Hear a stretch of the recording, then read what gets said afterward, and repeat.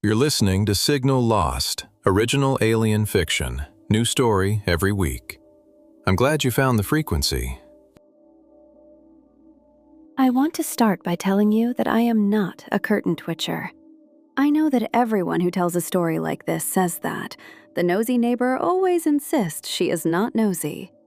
But I need you to believe me, because the whole point of what happened is that I looked away for as long as a person possibly could. I gave them every benefit of every doubt. I invented explanations for them the way you invent excuses for someone you have decided to like. I did all of that, and it did not matter. Because in the end, the thing about number 14 is not that I watched it too closely. It is that it was watching back the whole time. And I was the last one on the street to understand that.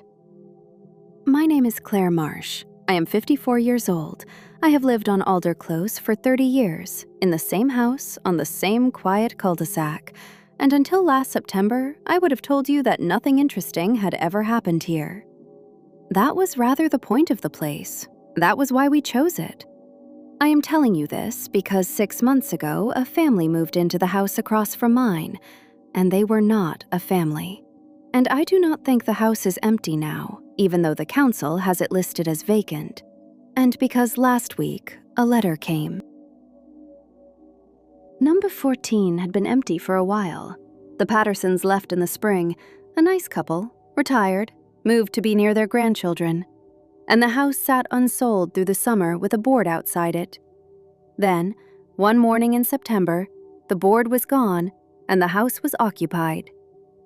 I want you to notice what I just said. Not, a moving van arrived. Not, I saw them carrying boxes. One evening, the house was empty and had a for sale board outside it. The next morning, the board was gone, and there were lights on inside, and the house was, in some sense I could not yet define, occupied. Nobody on Alder Close saw them move in. I asked. Over the following weeks, in the gentle, roundabout way you do, I asked everyone. Margaret at number 9, who misses nothing. The Hardys, who are up at all hours with the baby. Nobody saw a van.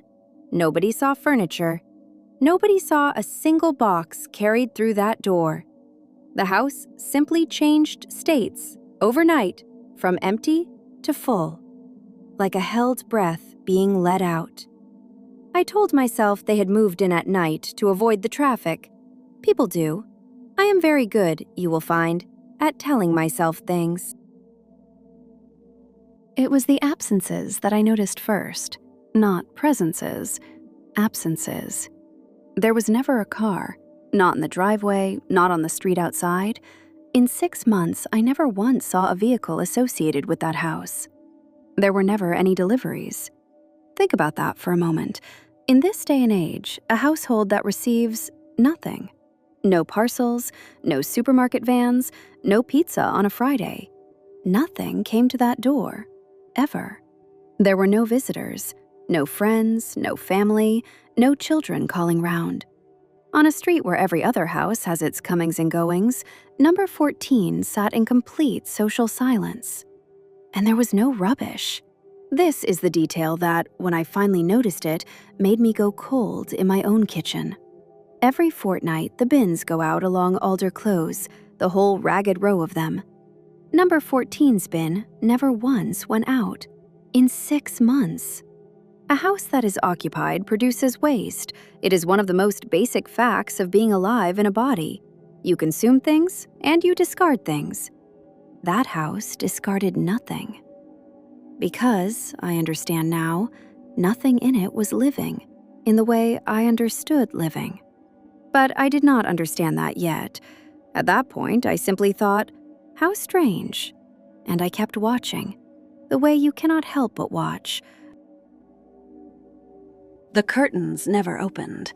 Every window, every room, front and back, I could see the back from my landing, kept its curtains drawn at all times. Thin, pale curtains, the kind that were already in the house when the Pattersons owned it. They were never once drawn back, not to let in a spring morning, not to air a room. Never. but the lights were on behind them, always. And this is the part that took me longest to articulate, because it is the part that sounds like nothing when you say it and feels like everything when you see it. The light never changed. A house that people live in has a rhythm of light, a bedroom light in the morning, a kitchen light in the evening, the blue flicker of a television, rooms going bright and dark as people move through them and use them and sleep. Light is how a house breathes. Number 14's light did not breathe. The same dim amber glow in the same rooms at every hour I ever looked. 3 in the afternoon, 3 in the morning, because by then I had started getting up to check, which I am not proud of. The identical, unchanging, sourceless glow. As if someone had been told what a lived-in house should look like from the outside and had produced a still photograph of one and left it running. It was, I realize now, a costume. The whole house was wearing a costume of an ordinary house, and costumes are worn by things that are trying not to be seen for what they are. I saw it on a Tuesday in February, 3:17 in the morning. I know the time because I looked at my phone afterward with hands that were not quite steady. I had got up for a glass of water. That is the truth. I was not watching that night, which is almost funny. And on my way back through the landing, I glanced across at number 14 the way you glance at a thing you have got into the habit of glancing at. There was a shape at the upstairs window, a silhouette against that unchanging amber glow behind the thin curtain. And my first thought, my ordinary, hopeful, benefit of the doubt thought, was, oh, there they are. A person. Finally, a person. And then it moved. I want to be careful here, because this is the part I have never been able to say out loud to anyone without watching their face change. So I will just describe it plainly, and you can do with it what you like. It was too tall.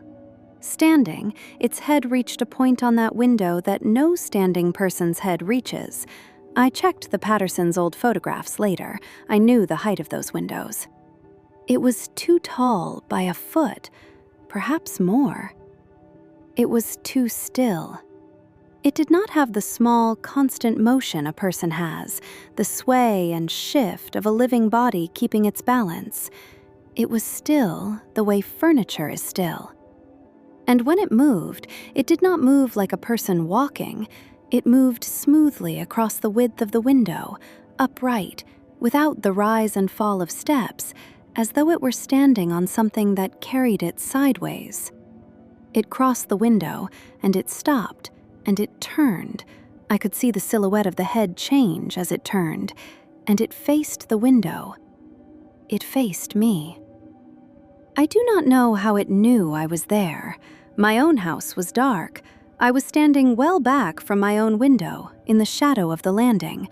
But it turned, and it faced me, and it was still. And I understood with a certainty that came up through my whole body that the thing behind that curtain was looking directly at me across the dark, and had known I was there before I did. I did not sleep again that night. I would like to tell you that I did something brave or sensible, that I called someone, that I marched over and knocked on the door. I did not. For 3 more months, I simply lived across the street from it and watched the unchanging light, and did not look at the upstairs window at night if I could help it, and told no one, because there was no one I could tell who would not simply think I had come loose in my old age. Then, in May, the light went out. All at once, every window, the amber glow gone. I noticed it in the evening, and in the morning, the for sale board was back, as if it had never left. The council, when I finally telephoned them and asked, told me number 14 had been vacant for some time, unoccupied since the Pattersons. On their records, no one had ever lived there after them. No sale had gone through. No family had moved in. They were very patient with me, the way you are patient with someone whose account does not match the records and who you have decided to be kind to. I checked the house myself, in daylight, with the courage that only daylight gives you. Empty. Dust on the sills. And on the frame of the upstairs window, on the inside, where I had to press my face to the glass to see it, scratched into the paint, small and precise, 3 lines converging to a single point. 2 weeks later, the letter came. No stamp, no postmark. Under my door in the night. 1 number in plain black ink. 1033.7. I have lived on this street for 30 years. I intend to die here. But I do not get up for water at night anymore. And I have taken to keeping my own curtains on the landing closed. Because I have started to wonder whether the house was ever the thing that was occupied, or whether it was just the place it stood to watch the rest of us from behind a costume of ordinary light. My name is Claire Marsh. For 30 years, I believed that the safety of a street like mine was in its ordinariness, that nothing could happen here precisely because nothing ever had. Quiet houses, drawn curtains, lights going on and off in their familiar rhythm, the comfortable machinery of people living near people. I understand now that ordinariness is not a wall, it is a curtain. It is thin and pale, and anything at all can stand behind it, wearing the shape of a quiet evening, learning how we live by watching the light in our windows. We watch our neighbors to reassure ourselves that they are like us. I never once considered that something might move onto a quiet street for exactly the same reason: to watch, to learn the costume, to practice the light, and to work out over 6 patient months which of us was the kind of person who gets up at 3 a.m. and stands in the dark and looks. My name is Claire Marsh, and this was my signal. Signal lost. New story every week. Have you heard the frequency?